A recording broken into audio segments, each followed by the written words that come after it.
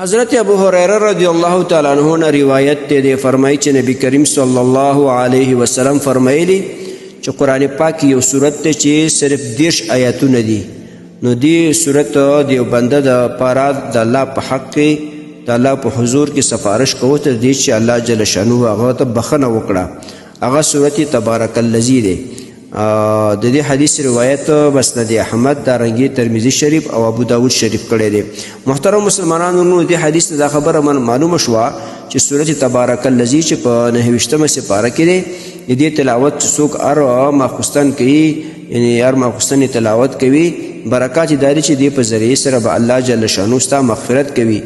دغه سورت به د الله په حضور کې ستا سفارش کوي چې الله زه به د هره شپه تلاوت کولم، نو د دې وجې نه زما سفارش قبول کا او د مغفرت وکا. دغه سورت تبارک الذی به ستا په باره کې که سړی که زنانه د تلاوت کوي، نو د الله په حضور کې به دغه سورت سفارش کوي.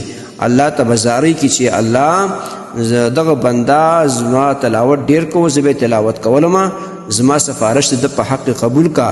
الله به د سورت سفارش قبول کی او دغه انسان چې دنیا کې به تلاوت د سورت تبارک الذی کولو، نو د هغه به مغفرت نصیب کی.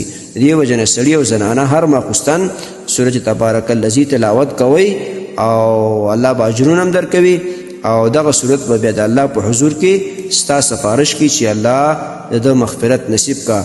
د دې وجې نه سړي او زنانه کوشش کوي چې په ځای دی چې موبایل راواخلي ګوتې به کې وهي، نو هغې په ځای قرآن راوله سورت تبارک الذی تلاوت کوه، هغې نه بعد وده شه، دغه ثوابونه ځان دپاره حاصل کا. محترمو مسلمانانو ورونو، تاسو ته چې کوم روزانه د حدیث د مفهوم راځي، نو د مهربانۍ او د ثواب له مخې نورو مسلمانانو ته لیږدوئ او شیر کوئ.